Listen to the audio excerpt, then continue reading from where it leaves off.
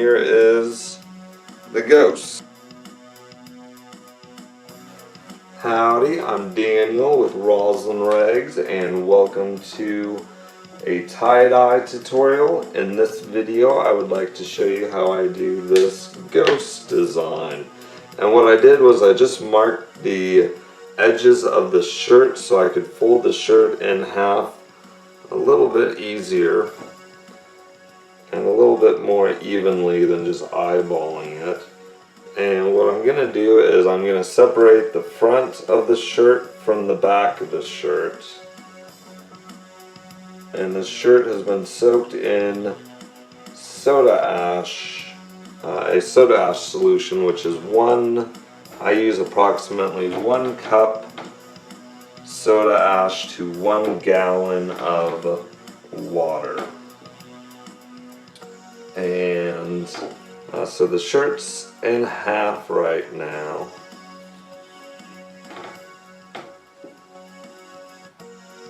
Like that. So what I'm going to do is I'm going to draw a ghost onto the shirt. And I'm just going to,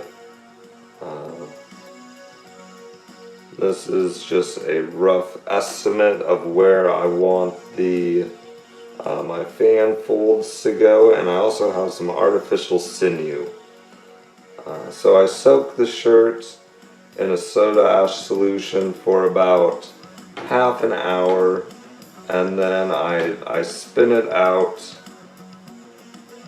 and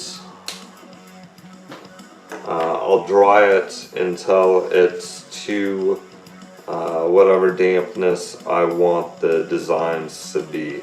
And I'm starting off at the top of the ghost's head, and I'm just doing a series of fan folds or accordion folds along the line that I drew with my washable marker.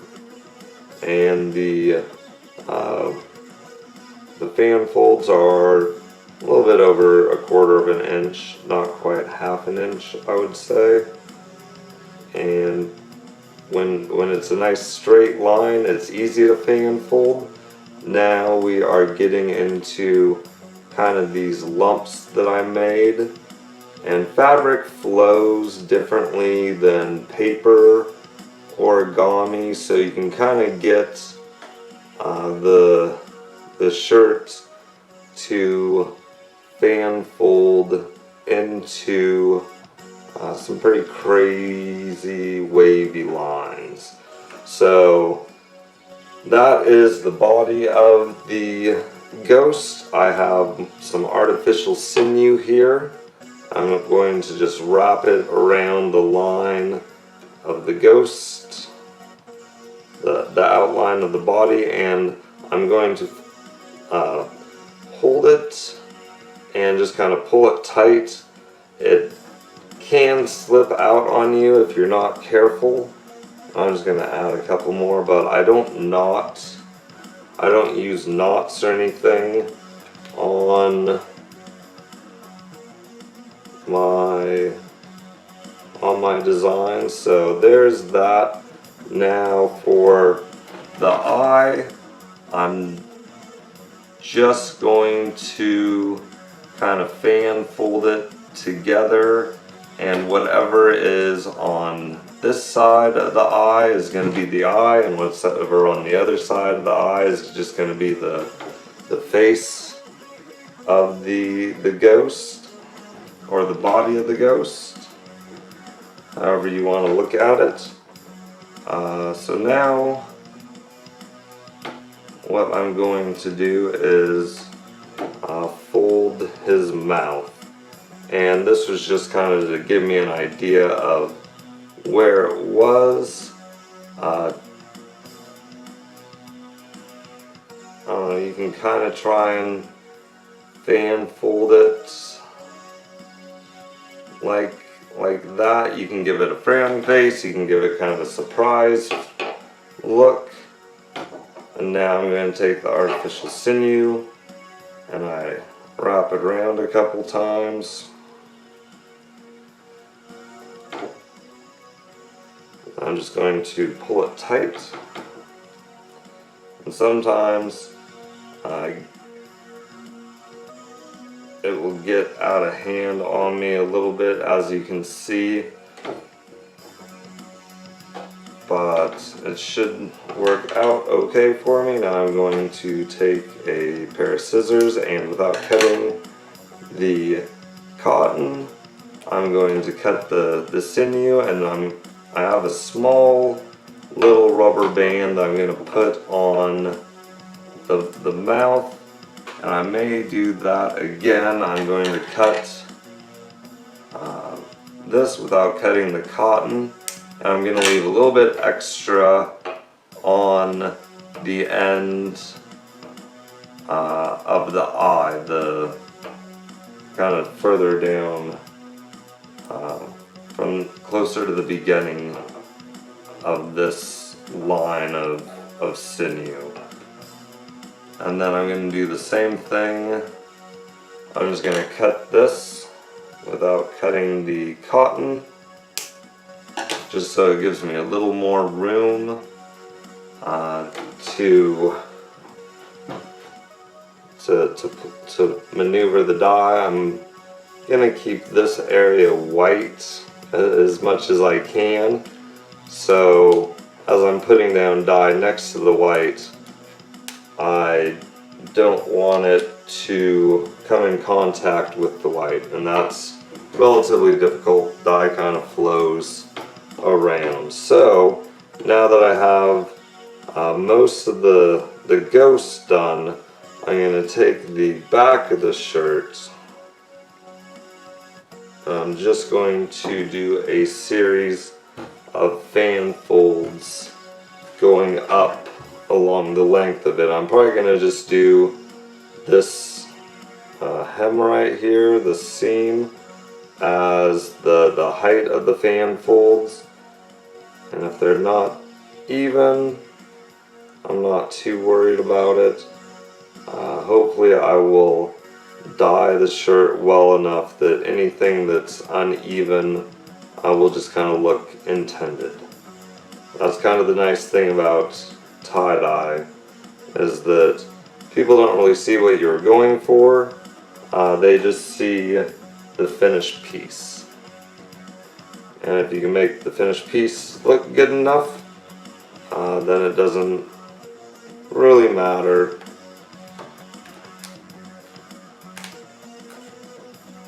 what you were intending. So there is that. Now I'm just going to do kind of a crinkle fold here.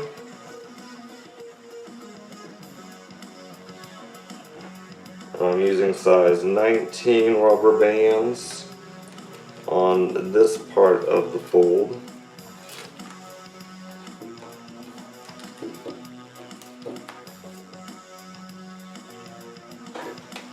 And as I'm near the ghost, I'm going to try to keep the fabric away from the ghost. When you use sinew to tighten up the fabric in large areas, sometimes it will kind of bridge over to the other side that you didn't want that particular connection. I don't want this side to be the same color as this side, and that gets kind of tricky sometimes, especially if you're doing white. But here is our folded ghost. Let's go dye it. We are in front of my dyeing tray, and I have my ghosts in front of me, and I have some black. And what I'm going to start off with is the eyes and the mouth of the ghost. I'm just going to put down a little bit of black on, I believe that's the eyes, and then a little bit of black on the other section. I don't want to put down so much black that it's going to bleed into the white. Normally with the artificial sinew, if you get it tight enough, it won't bleed into the other parts of the fabric. But if you're not using another dye, then there's a chance that it will bleed. And so what I'm doing is I'm just trying to squeeze out the excess fabric, so or the excess dye, so there's no chance that it will bleed out into the rest of the shirt or the rest of the ghost. And you can, that can be an effect that you do like it bleeding into it. For this particular design, I'm going to try and keep it as white as I can, and then I'm just going to put black down right here along the main parts of the design. I'm going to try and make sure that I don't put too much black on the ghost. I already have a little bit of black right there, but it's okay, it's there. I can't take it off, so I might as well just leave it there. And now here, as I get to the edge of this, I will be placing down different amounts of dye in different sections. So I'm going to make a line right here of dye and just kind of let it soak into the rest of the shirt, and I'm going to put a line about a ½ inch or so from the edge of the back of the shirt. That looks good to me. Now I'm going to turn it over. I'm going to put some dye on this side.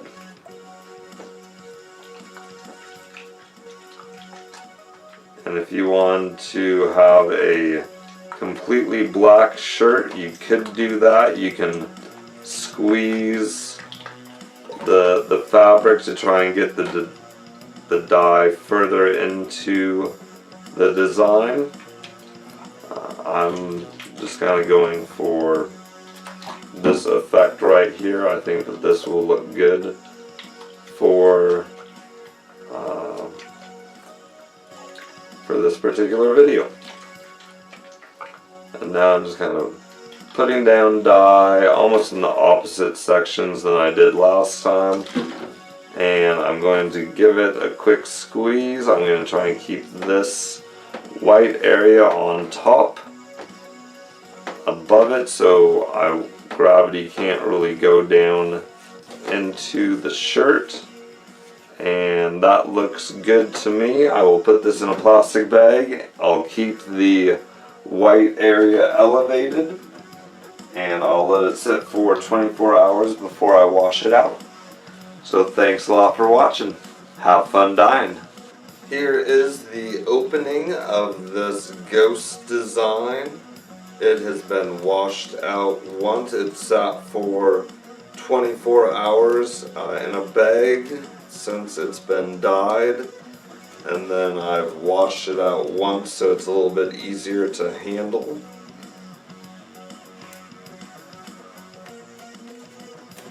And when I'm done opening it up, I will wash it in the washing machine a few more times with some detergent that's free of any perfumes or dyes.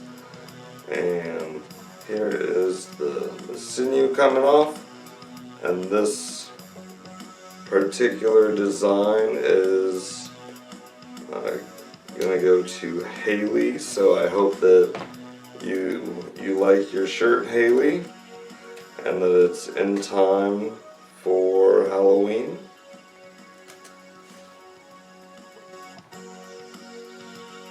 So here's the sinew coming off. Sometimes the sinew can kind of be a pain, but the way that I was putting it on,